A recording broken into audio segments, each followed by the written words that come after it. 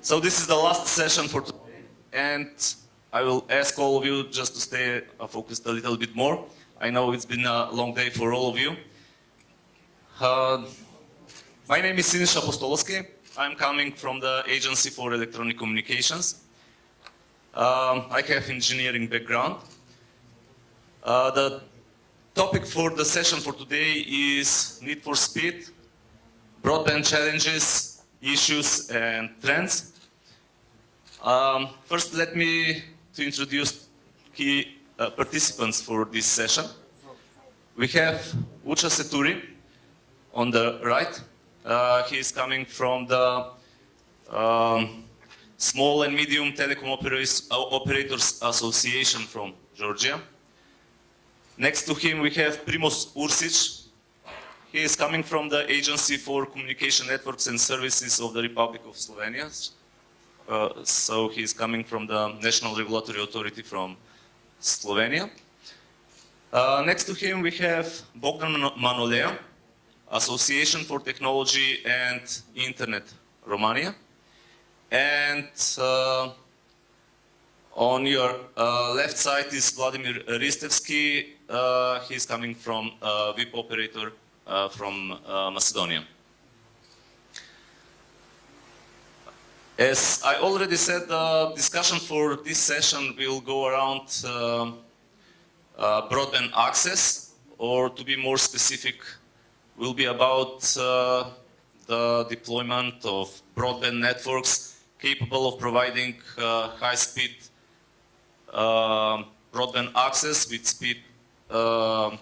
broadband speed of 30 megabits and more. You know, nowadays investment in broadband networks is very important, not just for the economical growth, but also for the need of the bandwidth demanding services. We'll see from the user perspective what is important for the take-up of these services to be higher. Later on we'll observe about the initiative at the European level, initiative from the European EU Commission, in order how to reduce the cost for deployment of next generation access networks. And without the commercial interest, it seems that there is no interest for investment from the operators in the rural area. So with this low level of interest, it seems that the gap between urban and rural is going bigger and bigger. You know, also there was in September last year there was a proposal for telecom package review. We'll see what the impact this proposal in its draft version has on the deployment of these networks. So let's start first with the digital agenda. You know, digital agenda of Europe was adopted in 2010. It's about how to use ICT technology in order to have more innovation, to have more progress and bigger economic growth. You know that the digital economy is growing at the rate of 12% each year at the EU level, and it is growing at the rate which is seven times higher than the rate of the rest of the economy. So that's why it is very important how to take the advantage of these ICT technologies. This digital agenda has 7 pillars. I know that we don't have enough time to go through all of them, but one of the main pillars is about the investment, about the deployment of next generation access networks. So, being a digital agenda as one of the flagship initiative from the European Union and its proposal towards European 2020 strategy. They have some targets for broadband deployment, and it is up to the 2020 to have 30 megabits per second for all households in European Union. So it is about the coverage. So that means that each household has to have the opportunity to connect to internet with the speed of 30 megabits, at least 30 megabits. And the second target is about the subscription. Until 2020, 50% of the subscription should be, of the total broadband subscription should be via the network capable of providing 100 megabits per second. So before I jump to the first question, I almost forget. For those who are following us online, online web streaming, I just want to encourage them that they have the option to participate remotely. On the SEEDIG.net website, all of you who are following us remotely via internet have the option to join the meeting and to give us your contribution. So let's get back to these targets. According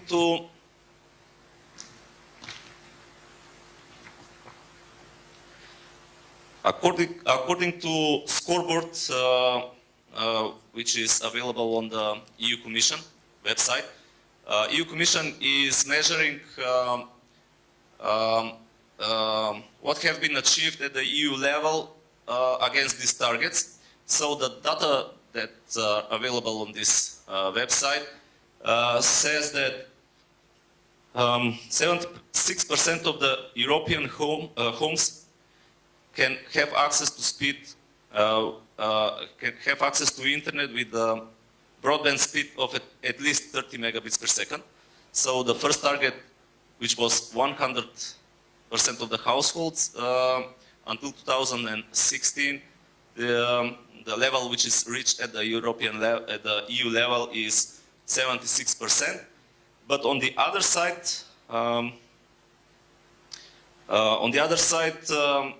about the access to internet network with the speed with 100 megabits per second and more, Europe is lagging behind against those targets which they have set by themselves.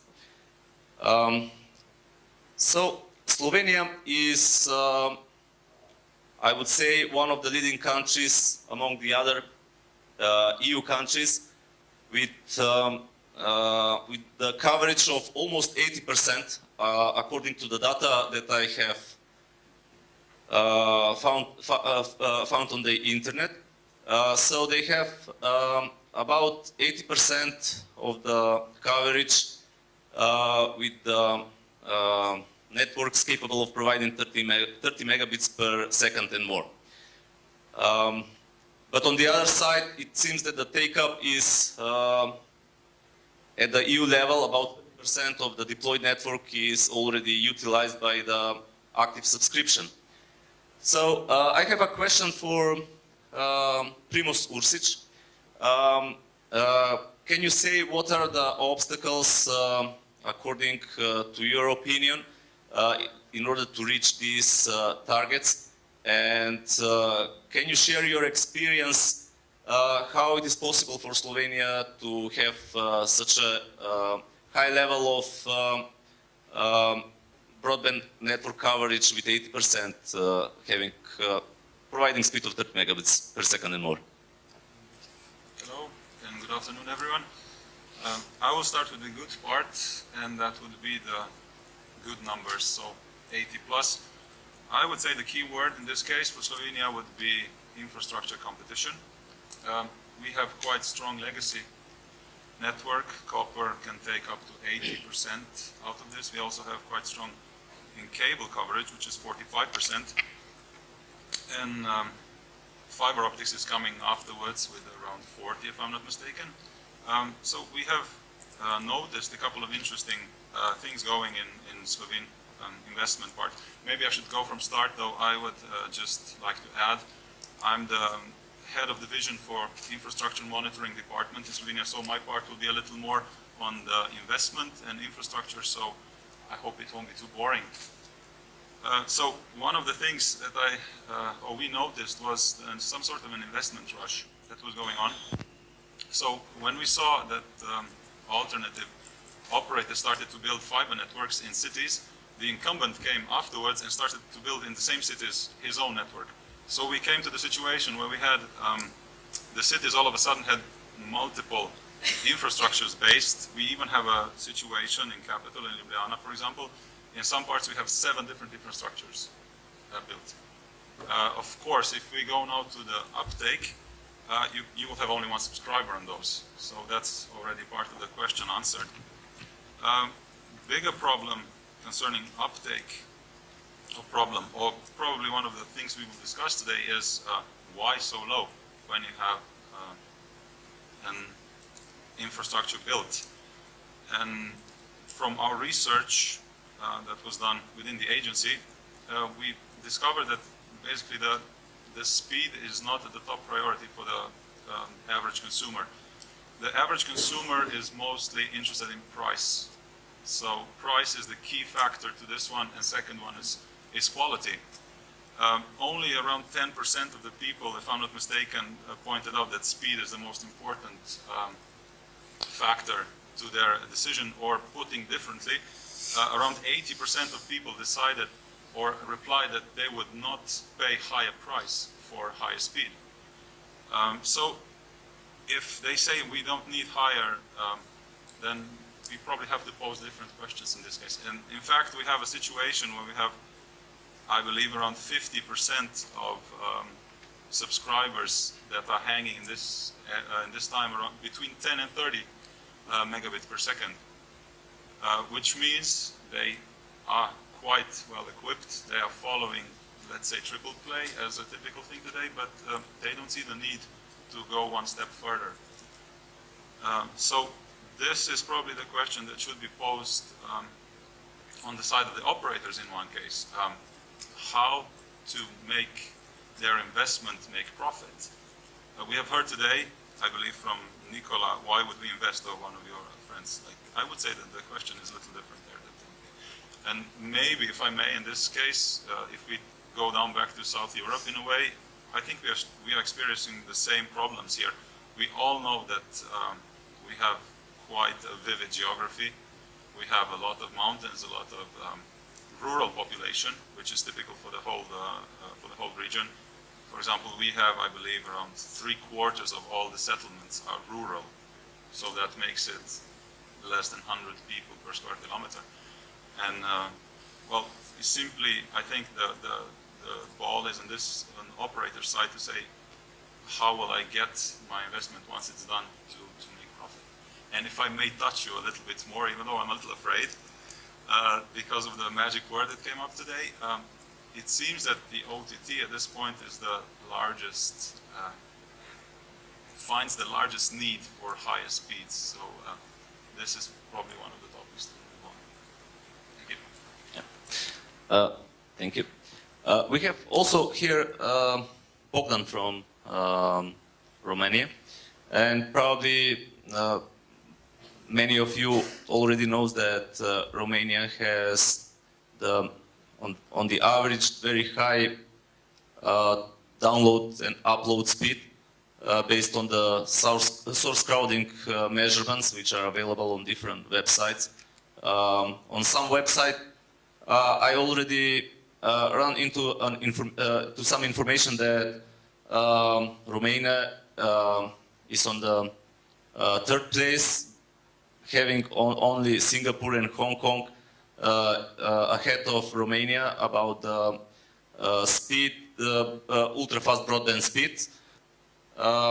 Having in mind that at the EU level, only 11% of the subscriptions are capable of accessing the internet with 100 megabits per second and more.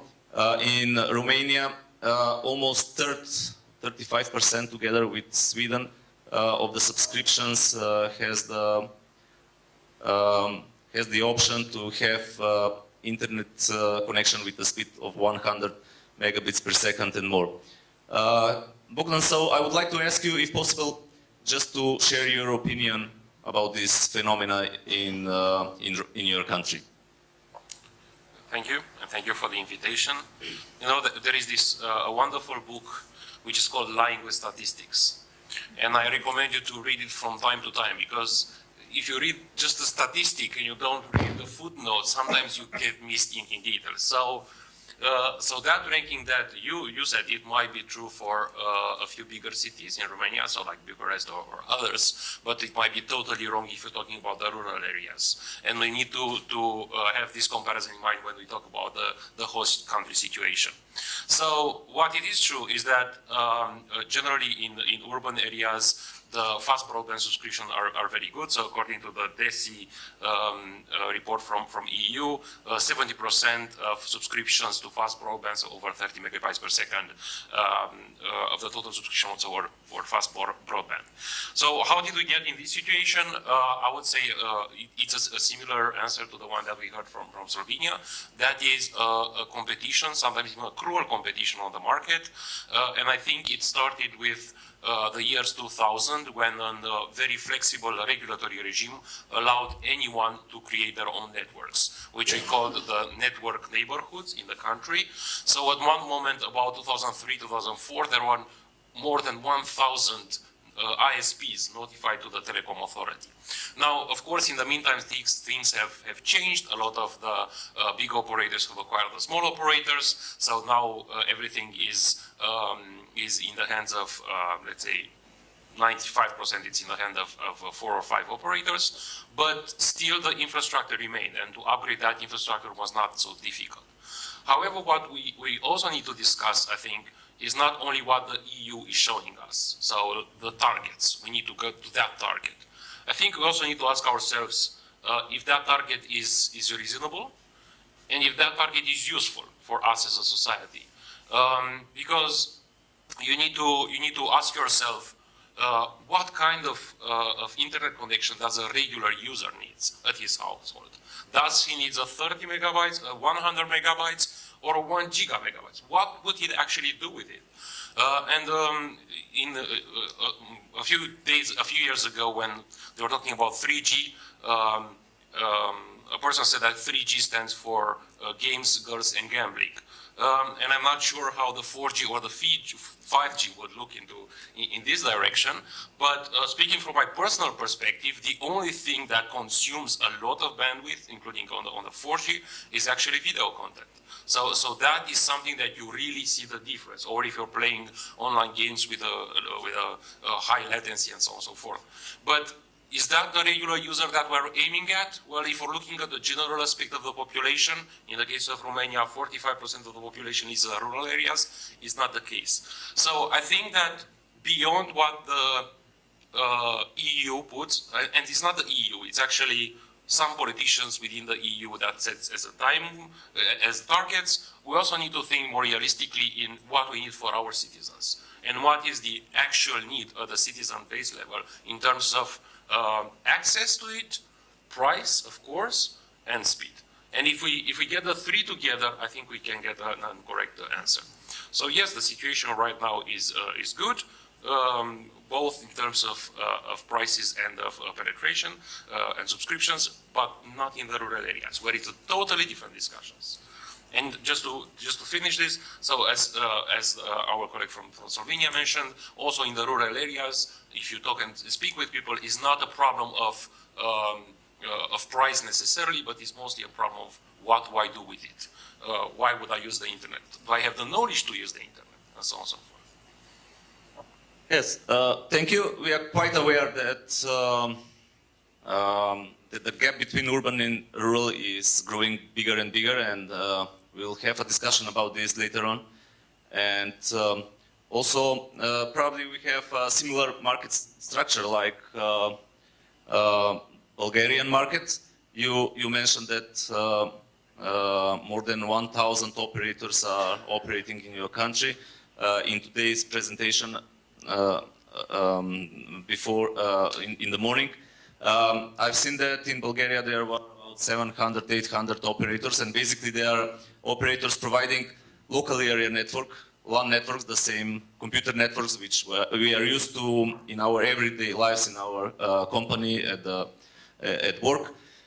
And probably that is the reason why, because this technology by its nature is capable of providing 100 megabits per second and more, and probably that is the reason for such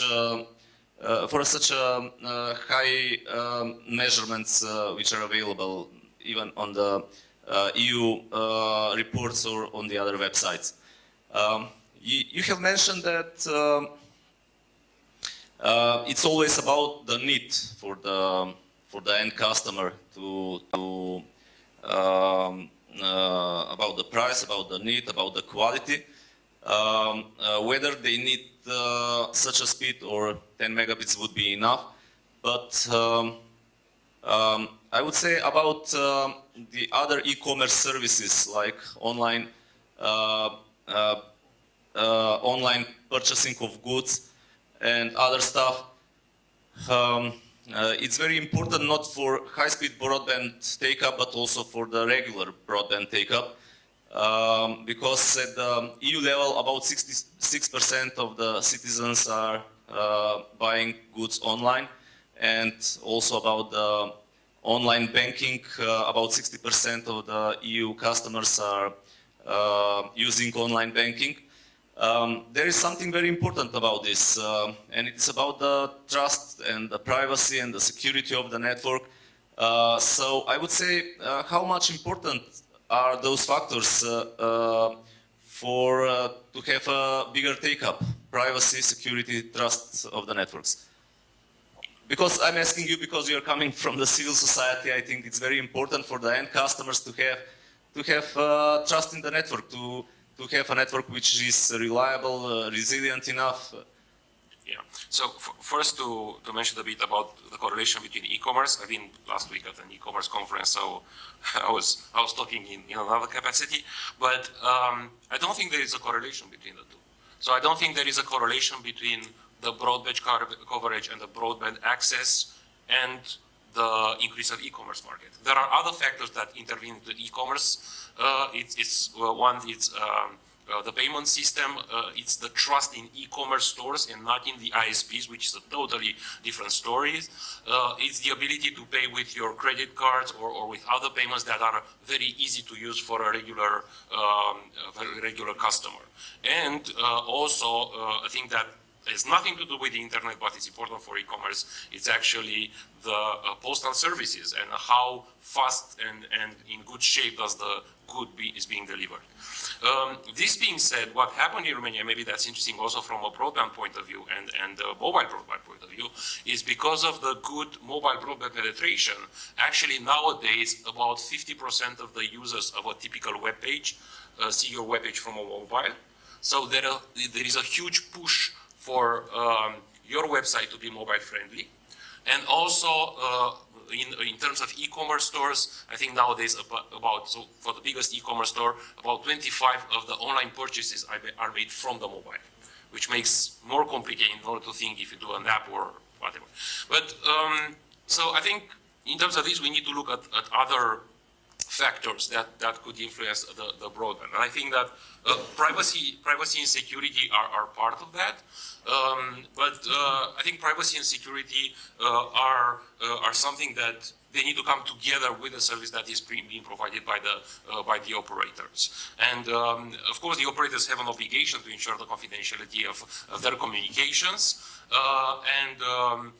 If there is a market good enough, then the users that don't think that one operator fulfills this promise may always move to another one. We've seen in the past 2 years, the Romanian telecom regulator has implemented a stricter approach in terms of security, and they have asked the operators to notify any security breaches. They also make a public report about that, a public annual report. So I think that's part of the process that encourages the users to use more the infrastructure. Okay, we have here also Vladimir Gristevsky. I would like to ask him what is so important when it comes about the investment. We are always talking about the regulatory incentives, over-regulations. What is your opinion? What should be done from the policymakers in order to boost the investment for the next generation access networks, in order to, if not possible, to reach those targets, to be as close as possible to these targets until 2020? Thank you, Sinisa. Thank you very much. And I would like to thank the Agency for Electronic Communication in Macedonia for inviting me and to have a chance to participate in this discussion. I will add something to your question, not just incentives, regulatory incentives, but all regulatory environment. A regulatory environment have very huge influence on investments, of course, from operator side. In that manner, I will not say only that regulatory authority as such can create that environment, but all governmental institutions, local municipalities, even other institutions have possibility to influence regulatory environment. That's why I said policymakers. I mean, by all stakeholders in the market, what would be their role? To be honest, in the past years, at least here in Macedonia, we have experienced that at least regulatory authority have done a lot of things regarding this. For example, implementation of regulation of decreasing of cost of new high-speed networks, creation of single point of information, and other regulatory measures were taken, like wholesale open of the access to the network of incumbent or even our network. So I would say that if you say one side is maybe doing something, but I think that we are lacking a bigger approach from other institutions. For example, if you take, if you have idea to invest, and you can, you must have, if you're investing, you will say, okay, I will build up a network, I will lay the cables, I will connect all consumers to my network, and then you have a lot of issues like owner rights of the property, you have a lot of issues regarding the licenses for building the network. I think that that kind of environment can be more friendly towards the operators in order to have possibility in the end, and on the other side, to lower the cost of the building of the networks. Of course, we are talking on the supply side. We cannot forget demand side, because if you are discussing only the supply side, yes, regulatory authority, a lot of other institutions can do a lot of things, set the minimum parameters for quality of the service or other things. But on the other side, also I think that the responsibility of the governmental institution is to maintain or create demand from the consumers.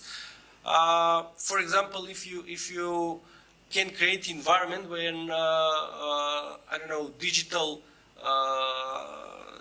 system for workflow for companies, for even for consumers, even for citizens, they can apply for some license electronically, or they can use freely digital signature. If you create that kind of environment, it can boost demand side from the consumers, which lowers, of course, which increase the monetization of the investments and decrease the cost.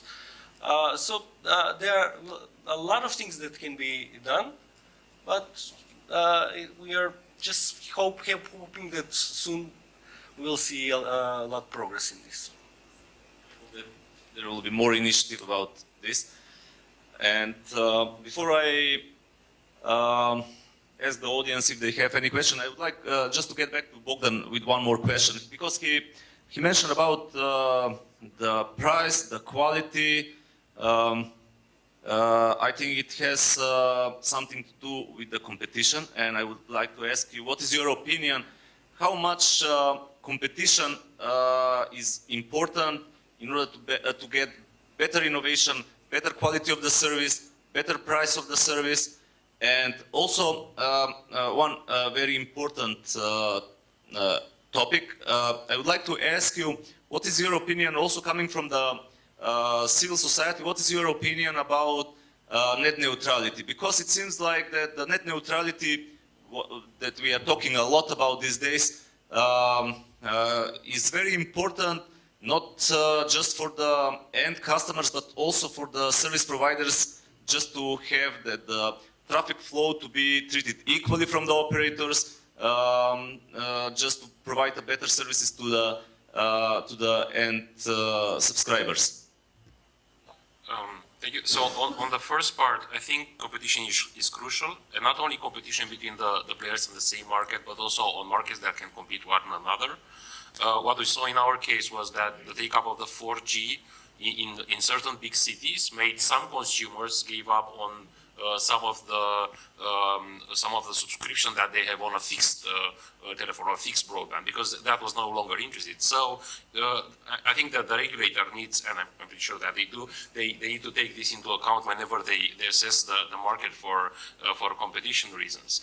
I would also mention one point that I think it's important, also the quality of the service. So it's not just, you know, to offer the 30 megabytes per second, but it's important to know if this is the maximum speed, the average speed, or the minimum speed, because these three in practice will deliver you a different service, and the user needs to know that in a way which is very clear for him. Other things that were done in Romania, I think it helped to increase the trust and actually how to compare the operators is to oblige the operators to publish information about the number of cases when they need to intervene and how long it will take to intervene to fix up the network. So that's also something important. As regards net neutrality, I think nowadays, at least in the European Union, where we have a clear regulation and we have also the BEREC guidelines on net neutrality, things should be more clearer. It remains to be seen how this will be implemented. But in our point of view, net neutrality is a key aspect for any kind of network that provides access to the internet to the users, because otherwise it's not just a matter of consumer issues, but it's also a thing that affects us all as citizens, as citizens interested in our human rights, as our freedom of expression can be affected by that, or it can stifle innovation. So, and actually it shows in our case in the Romanian market that the fact that the market was so open, it was full of internet service provider, the other collateral markets, for example the e-commerce or the online providers, were developed independently and openly without the fear that one ISPs might promote them or not. This wasn't the case for the social networks, where actually one specific social network that is everywhere nowadays was heavily promoted by one of the operators. So now it's basically the only one on the market, and that raises another question regarding the markets that come one over another. So, for example, how does an ISP might influence other markets that are on the online services?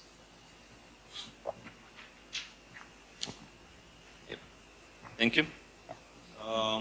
I asked this question with a purpose, because we have very hot debate this morning about net neutrality and OTT. So now I open the floor for any questions from the audience. I don't know if we have some remote participation. Not yet, maybe later on. Okay, so yes.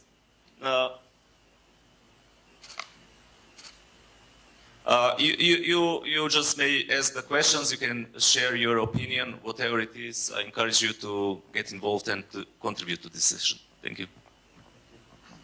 Hi, my name is Michael Ogia. So one thing that I'm really curious about then, especially given the challenges for broadband deployment and for building out, is for instance, have any of you or have anybody in the community talked more or thought about more about emphasizing community networking? because by doing that, we will be empowering local communities to build and create and sustain networks that are for them, that are sustained by them, that are very low cost. I was really struck by how, in Slovenia, your experience so far has been that that people are valuing cost over speed. But in my experience, it's not that surprising either. I mean, the fact is there are many geographic challenges that we need to overcome. But to me, I don't necessarily see. Forgive me if this isn't a question; it's more of a comment. I don't really see community networks as being a threat, for instance, to the financial model of many broadband networks, seeing as how community, especially rural communities, are often more poorer anyway, and then they often have less requirements. I mean, they don't. We're not necessarily talking about streaming hours of YouTube. It's about connecting people to weather reports, to local government services, to news, things like that. So I guess the question is more about why aren't we talking about community networking? Thank you. It's very important also, as you have already mentioned, for the communities because they are in the possibility to roll out the fiber and later on to make money of these deployments, to sell this fiber to operators. I think that the good case is Sweden. They are just doing very well. It's about the raising of the awareness of the benefits of the broadband network. It is about, and also the networking between all different parties is very important. Okay. Yes. Okay, Blagoj, Christoph from Makedonska. Yes, interesting remark regarding the possibility for the municipalities. I think that the idea was regarding municipality. Actually, there is no such case on the Balkan as far as I am informed. There were some, let's say, ideas from some municipalities to build such local networks, and then to cooperate or to rent to the operators, but without success. I think that there is a problem in the law on public-private partnership. This is one issue. Second issue is that municipalities, even though they are financially decentralized from the central government, they are not in good standing financially, and there is no possibility to invest in such network. Maybe they could support the demand side, as maybe Vladimir mentioned. They could, let's say, initiative some e-services for the citizens in order to support motivation of the operators to invest even in the rural areas. For the operators, and I think that maybe bigger challenge will be a regional approach on the whole issue, because Europe is considering digital single market, not only in theory but in practice. But here, especially in former Yugoslavia or Western Balkan, as a new definition, there is no possibility to, let's say, to coordinate and to have cross-border activities and to have equal step in the regulation and to cooperate even between the operators. So maybe the operators, the regulators that are present here should consider, let's say, this gathering, this conference as an initial step to start such discussion in order to overcome bottlenecks and to boost the cooperation and to build better network, and then to answer to the question whether we have enough broadband to be answer for need for speed. Thank you. Now, Uchas would like to add something to this conversation. I just wanted to remind you that I just feel like we are jumping on the other area. It is the bridging the gap. We'll have a discussion about that later on, just to see what is the potential for the rural areas, and the municipalities to bridge this gap. Just have this invite in your further contribution. Okay? Go ahead. Hello everyone. Thank you for the invitation. Just small intervention, and my answer is for Michael's question about it's a very important point for my country. Actually, we have small and medium enterprises in our rural areas, and these guys are working just for salaries. It's some kind of social activity guys, technical guys in small villages, in few villages. And also we have another project, it's supported by the Internet Society, and it's a small enterprises of local society members. It's actually NGO. And most of these questions, mostly in Georgia, are related with the fair regulation of access market to get internet in the rural areas without the bottlenecks and with some. I think we don't need support of local municipalities, local governmental guys. We just need a fair regulation of access markets in the rural areas. Thanks. Just a question, what you have mentioned, because I have seen also in the session last year, which was held in Belgrade, you raised a question about wholesale broadband services in the rural area. What does it mean? Does it mean that there are no obligation for the bigger operators there is no operator designated to have significant market power and need to provide wholesale broadband services in the rural area in Georgia, or what? I'm talking about the points of presence of the big operators, because these small guys are just last mile operators, to be honest, and they just need to take the internet on the price which is cost accounting, how it explain, because big telcos trying to create some bottlenecks for these guys because they are existing in the same market.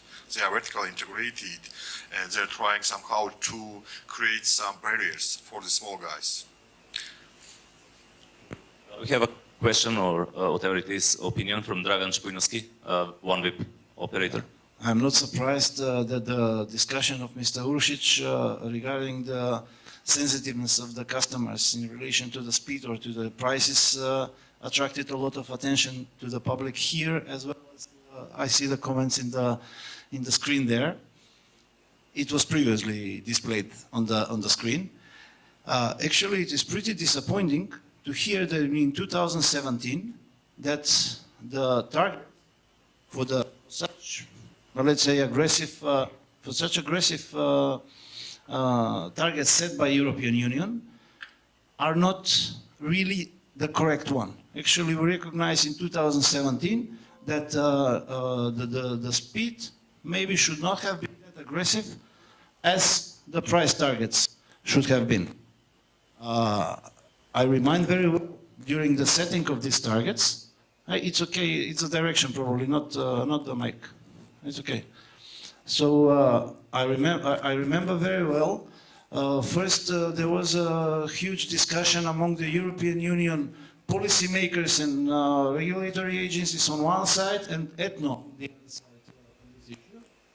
Now, The other microphone, just to see if it about the mic or the connection, please. so first, a huge discussion has been carried out between on the European Union level at that time, and after the adoption of such aggressive 2020 policy on European level, all the EU countries, as well as EU accession countries, were automatically accepting this agenda. Here, we also had huge discussion on these issues, and it is really very obvious that a high-speed broadband is not necessarily needed for the basic purposes of access of the citizens. It was included in the discussion of the Mr. Manolea as well. And I support it very much. Usually, the high-speed broadband you need only for, as he mentioned, 3G or games, girls, and gambling, or I would rather say multimedia. Multimedia is subject of comfort, not subject of basic needs of everyone. So it was not surprising that the price sensitiveness was much more important before, and today is also not surprising that the price sensitiveness is the first thing in the customer's interest. Okay, Vesna, Makedonski Telekom.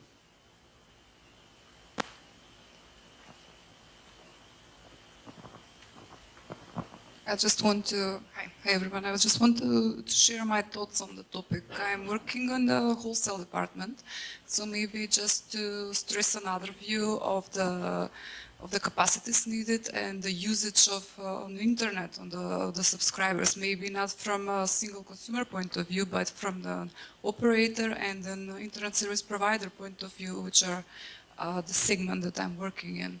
So what we see this year is that the need for the capacities are exploding.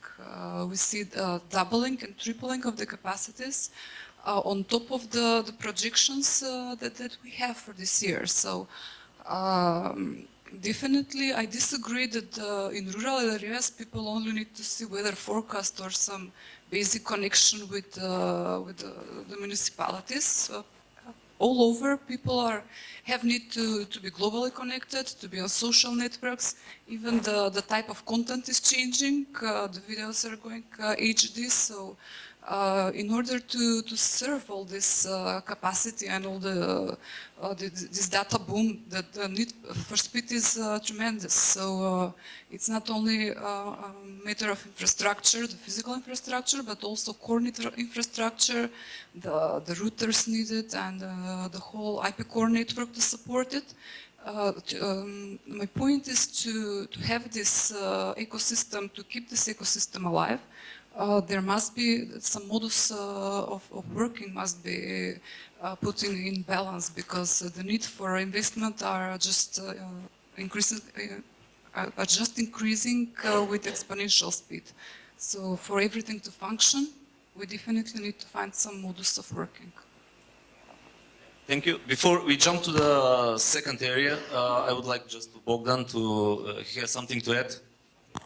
Just to add on this. So what we are saying is the fact that right now, if you're going in the rural areas and you ask the regular people if they need access to internet, the major part of them would say, no, I don't need to access the internet. So it's not even a matter of price. So what needs to be done, if we need to think in that direction, is also first to develop the services for those citizens in order for them to ask for it. And actually, right now, we don't have it. Speaking from one of my previous engagements 10 years ago, when we went into rural areas and tried to get them with a telecenter, so one point of access, we found out that the people in the villages use the internet mainly for one thing. Do you know what would be in the rural areas? No? No? Not weather forecast? They think games? No? Sorry? No, nothing. It was multimedia. It was talking with their loved ones who went working abroad. That was the #1 usage. And they wanted video. Yes, it's true. They wanted video because they wanted to see their grandson, who is now in Spain or in Italy or whatever. So that was the need. But if you ask them, do you need to use the internet? I said, no. Who is this internet guy? I never heard about it. If you will ask him, do you want to see your relatives that live 1,000 kilometers away and you see them maybe twice a year? Yeah, they would say, yeah, maybe I need that. I will even pay 10 euros or 15 euros up to it. So it's both of supply and demand. So it's also how do you ask them, what kind of information do you get from them, and how do you help them to bridge this? Yes, I totally agree that digital literacy and getting people to know about the opportunities of this global network is very important to just to raise the interest, because I was very it was very interesting information that the main reason for the people who never connect to internet is that they feel that there is no need. Having known what all the opportunities are offered over the internet, it's very strange to hear that there is no need to access the internet. That's why it is very important about the digital literacy, about the opportunity, just to get to know to people what are the opportunities offered over the internet. If I may jump on the another area, it is the cost reduction. I just would like to give a brief overview. In 2014, European Commission adopted the directive for reduction in the cost of deployment of next generation access networks. There are different measures about the reduction in the cost, access to operators' networks, not just from the telecom, but from the other operators like the toplification, sewage, electricity, coordination of the civil work, also new buildings that are going to be built to be equipped with the opportunity for connecting to households of these buildings with those networks is also very important. It is because 80% of the cost for deploying of new network is associated to civil engineering work. And also about the impact assessment, which is accompanying document to this directive, European Commission somehow have estimated, based on their experience, that putting all these measures together that I have mentioned previously will reduce the cost for deployment, OPEX, capital cost, for about 20–30%. The cost will be reduced. So I would like to ask Ucha just to share your experience about your country, what have been done so far about the reduction of the cost, what measures have been implemented in Georgia about the reduction of the cost for deployment of those networks.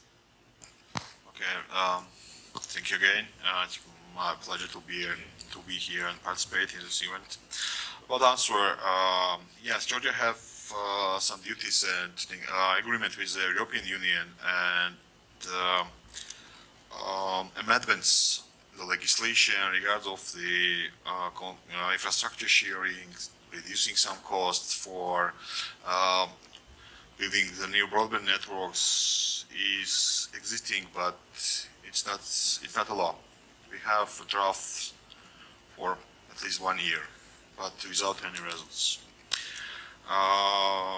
But it's a little bit difficult to explain to know telco infrastructure guys how it will be working in the future. I mean, access, sharing the infrastructure, and so on and so on. But we have very good 2 projects. It's related with governmental initiatives. One is this OFNet. It's how it's explained. A private investor give 150 million US dollars for infrastructure to build fiber optic infrastructure and connecting rural area points to the public network. And it's have to cover all settlements with up to 200 end users, and also will be operated by private company.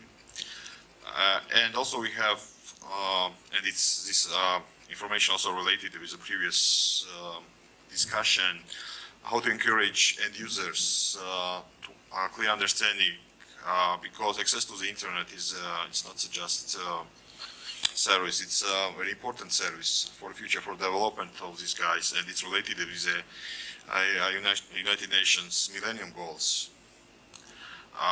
That's why our government launched also another project is related with e-commerce. They're creating opportunity up to 400 local million dollars. It's up to 18 million US dollars. Trainings for e-commerce and also the vouchers for these guys who will be involved in this project. It's around 100 US dollars totally, but this is for terminals for end users and also for internet monthly fees. That's very briefly about Georgia, and I'm happy to answer all the questions. Thank you. Also, we have here Primus from AKOS from Slovenia. I know that they have a very good system for broadband mapping. our agency, also our guys, have been over there before we have implemented our system, just to share, to see what have they done on this field. And that's why I would like to ask him to share your opinion and your experience about the broadband mapping system and sharing of information on one portal for other network infrastructures, because there are two different systems as far as I know. One is sharing information for the networks from the other, and another one is broadband mapping. Broadband mapping is more about the end customers, just to see what are the options for the end customers, for the end subscriber, to see on which operator he or her may connect and at what speed. Thank you. So the information that I gave before in the first part, well, most of them were obtained by our broadband mapping, and I'm happy to hear today from our Albanian colleague that their system is also going well with the changes, and also have been some questions from the Macedonian, I believe, in this context. Well, we go from the premise that information is the key, and even though this is old phrase and so on, it goes for both end user and, in this case, operators. So the system that has been conceived in Slovenia, and we like to believe that it's one of the better ones in Europe, has merged several different databases into one. So we have a bunch of public databases like cadastre of infrastructures to register of buildings to business register. And on the other side, we have non-public ones, like, for example, network termination points, which Akos obtained himself through operators. And we also have mapping from wholesale and retail, which includes pricing, which includes technologies. And all this is trying to be merged into one system with different levels of access for different users. Hopefully we will get to the point where we will have it open as much as possible. The information is being based in a way that it goes to the house exact. On top of that, we have decided to do an extra part, which is public utilities. We think this is a huge potential, and we are adding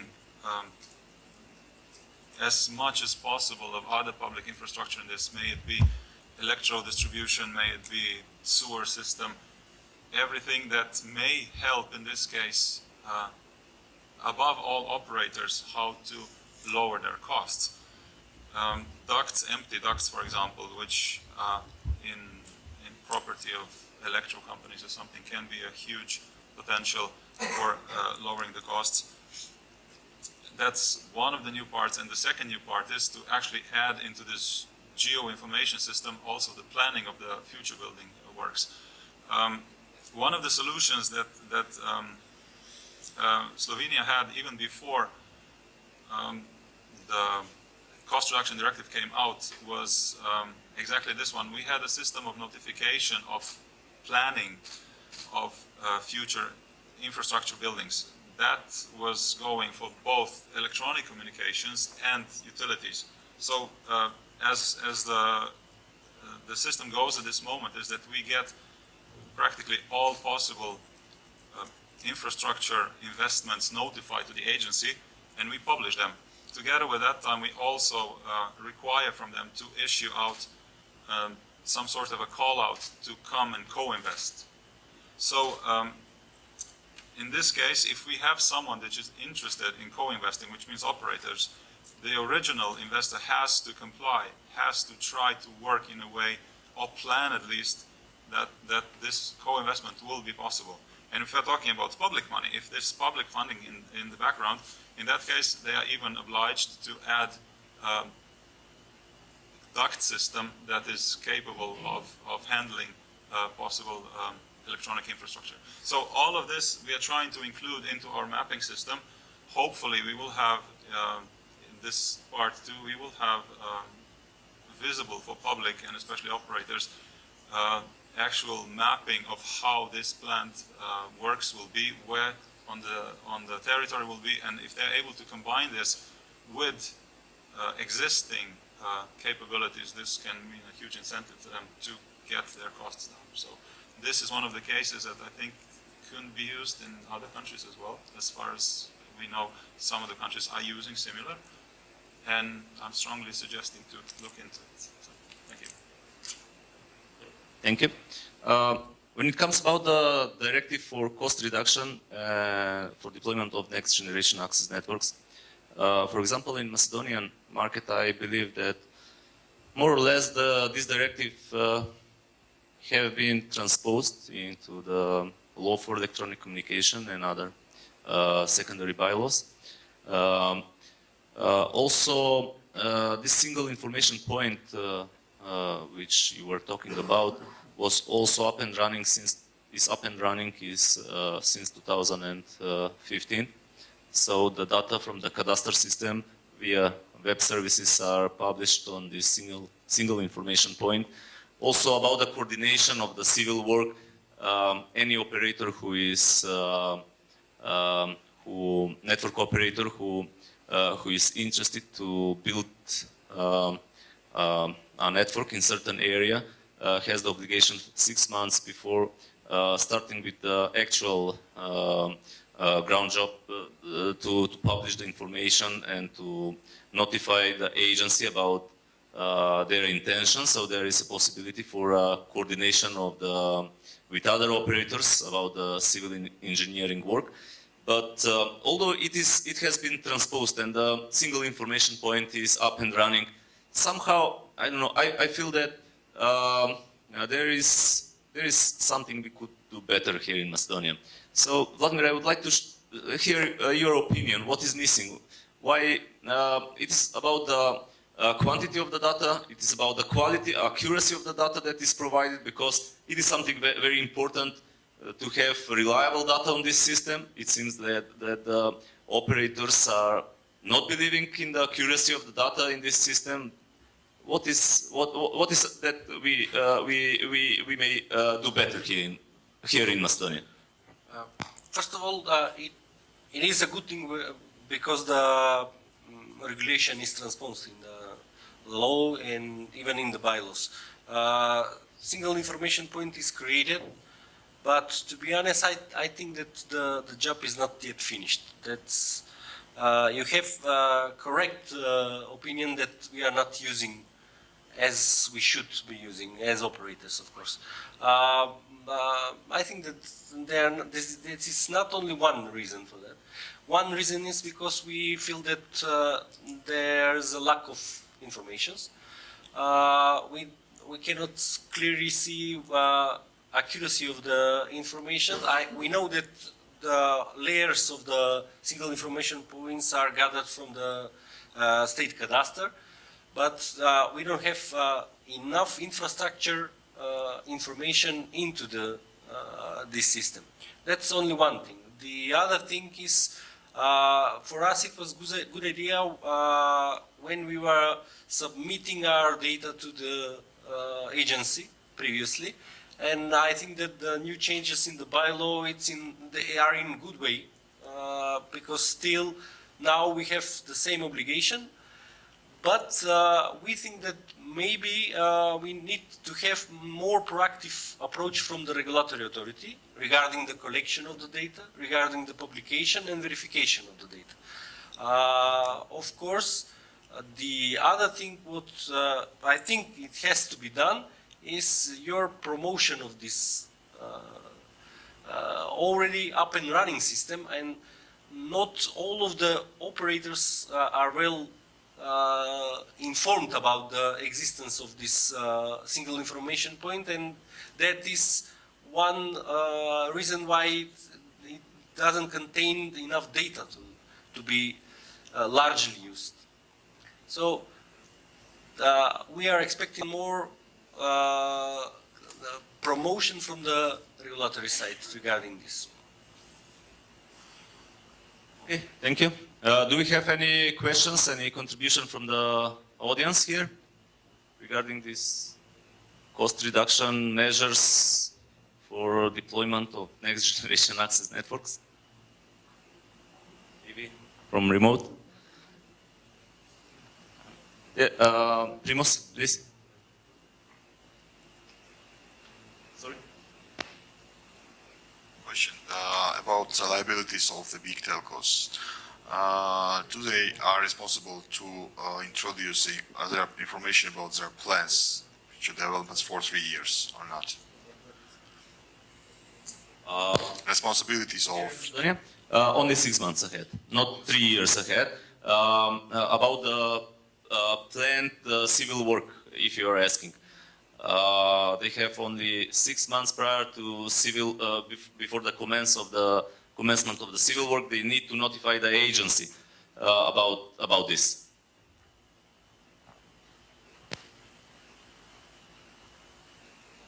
Okay. Another thing I would like to get back again, because I told you we'll talk about that later. We have about 15 minutes more about the digital gap between urban and rural. I just would like to start with one study that was commissioned by the Agency for Electronic Communication, and it was carried out by the Analysis Mason. The result about this study, among the other results, I just want to focus on one result, is about the commercial interest for deployment of the next generation access network here in Macedonia. So according to this study, it was calculated that the commercial interest for fiber to the home networks, commercially viable deployment, would be only 44%. That means that on 9 years return of investment, net present value of the investment would be 0 or positive. Going further, more than 44% of the deployment, net present value of the investment for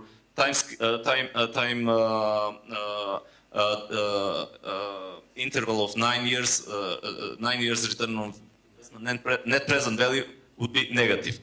That means that there is no interest for rural areas. There will be a lot of white spots and the people, and we are not talking about basic broadband, we are talking about fast broadband networks. So I would like to just to open a discussion, what are the options, because here in the Southeast Europe, Macedonia, Serbia, Montenegro, Albania, does not have access to the structural funds of the European Union, like, for example, Slovenia has, or Romania. So I would like to open just a discussion beside, as you have mentioned previously, for the municipalities to be involved in the deployment of these networks. What are the other possible solutions to bridge this gap? Can someone share your opinion, your thoughts about this? If I Yes. Go ahead. Yes, you're right. We witnessed the results of that study, but to be honest, it was the result of 44% without any additional measure from the regulatory authority and from the government. And with the regulatory measures, we saw that that viability, the percentage is increasing. So one thing is to, of course, to have additional regulatory measures towards the comfortable Those measures, yes. to improve the investment environment in the country. The other thing is access to the funds, of course. In some places, mainly rural areas, operators will need access to the additional funds, whether they are provided from the countries, whether from the governments, or maybe from other funds. For example, you mentioned EU structural funds. Of course, we as a country, or I can say we as a countries, don't have access to that kind of funds, at least not directly. But we think that there's another possibilities regarding that manner. One example is West Balkan Initiative. For example, the Berlin process has some idea of bringing some funds to the West Balkan 6+ countries, to the some infrastructure funds which can be used from the countries in this region. But we think that if in order to put in use that kind of funds, we need a regional approach, not just country by country approach, and not just from side of the governments, but of course from side of the operators. We think the cooperation between different operators, mainly in this, at least West Balkan area, we have several bigger operators. We are one of them, Makedonski Telekom, of course Deutsche Telekom is the other, Telenor is the third one.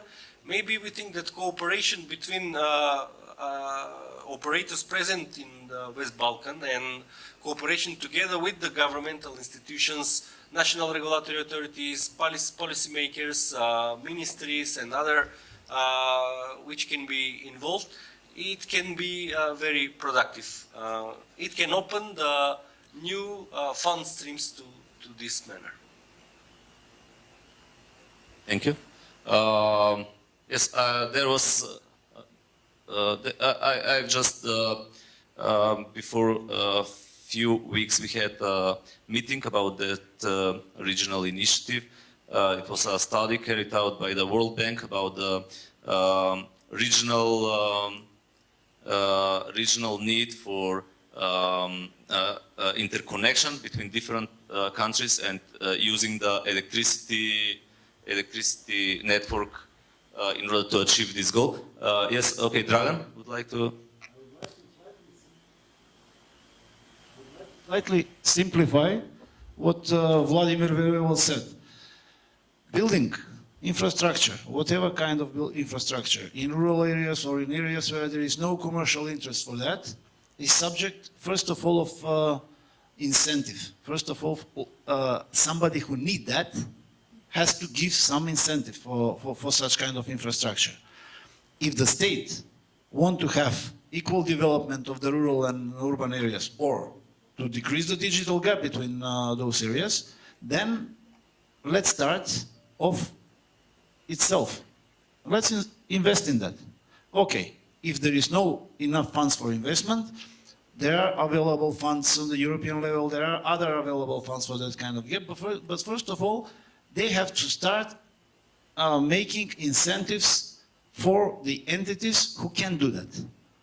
Because the market is competitive, because the market is liberalized, it is of course the operators, but the operators itself would not invest in such infrastructure if they can not return back those investments. It is very, very simple. We have a question over there.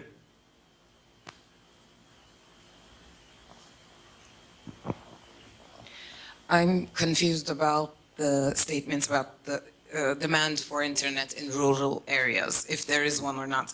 I understand that they don't call it the internet, but they actively use it, to, especially in multimedia ways, to speak to their loved ones, or as far as I know, in Africa, they use Facebook and they won't call it internet, but they're actually active on it. So does it really matter if they call it internet or not? Because they are actively using it, so there is a demand. So which one is true? Is there no demand in rural areas, or there is, but it's not just called internet and it's called Skype, Facebook, whatever?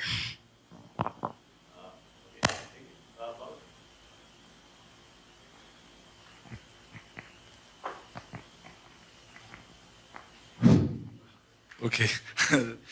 Just to reaffirm that the initiative that Vladimir mentioned is digital transformation of Western Balkan. This is the initiative of the group of operators active on this in this geographical and economic definition Western Balkan +2, supporting by the relevant chambers, supporting by Regional Cooperation Council, and already starting with some study done by the academia. The idea is to bring together on the same table business community, policymakers, operators, and consumers also, NGO, including NGO, in order to agree upon common goals, or let's say some targets for this region, in order to come a bit closer to the to the European average. So we need support, we need open discussion, we need to set the goals and then to have, let's say, common understanding and common approach toward the European institution, toward the financial institution, European Bank for Reconstruction and Development, Investment Bank, World Bank, etc., in order to support this region to increase GDP in some period of 5 to 10 years and to become closer to the European average. And also we need common understanding and shaping a regulatory environment in order to support such initiative. So the idea is to sit together, and there are several studies. It's not only the initiative Digital Transformation of Western Balkan, but there is another initiative or study done by the World Bank, but this is related to the energy sector, renewable energy sector, and also communication interfaces, etc. And there is third study done by PwC, PricewaterhouseCoopers, for the European Investment Bank, and they are also looking for opportunities because the financial institutions are looking where to invest. So therefore they identify our sector as one that is interesting for them. So therefore we, as a relevant stakeholders, we should support this and support their ideas. Thank you. Yes, over there. One question about for the operators. Is there any, talking about investment and return of investment, is there any rural place in Macedonia or Slovenia without internet coverage? And the second thing is about the speed. I would say that the need for speed is driven by the services that are provided by the companies. If you want to. Yeah, if you allow me, I will make a little wider explanation or a little story to most of the stuff that was asked from Just Macedonia. a second, if possible. Can we wrap up this discussion in the next 3 minutes so we have enough time for final remarks and conclusion? I'll take 2.5. Yes. Yeah, okay. So I start to measure. just for the first question, from Slovene side, we are talking, when we said the will for internet or the will for speed, we are talking people, I want a good 20, I have a good 20 megabit connection, not no connection at all. I also want to reply to the lady in the back from before. Concerning the rest of the stuff, when you were talking about investment or possibilities outside of the European funds, we had a situation where the government was aware that this might be a problem, that we will have white spots. And we just finished our commercial interest survey. And we even had some sort of a inter-ministry working group about this. But as the survey was done, they discovered that the commercial interest was so high that we don't need in working group. What happened? Apparently, this is the story part now that comes in. We have a pure infrastructure operator who decided to compete on the funds from the European Investment Bank in this case. And he didn't go for the, let's say, Juncker's fund, which is not available, I think, to you. They are just covering him, and he succeeded. So he will be, as we expect, he will be covering a quite large rural, solely rural area. The whole system, as I understand from start, was going to cover part of Italy, part of Croatia, and part of Slovenia. But we know for sure that he managed to get through with this plan of his and succeeded to get funds from EIB, and will be starting his. So I think there are ways. You just need to have a little vision to it, how to perform this part. So 2:15. Anyone else? If we do not have any more questions, or I would like to ask for key messages from this session, so we may need also to endorse them, to support them, please.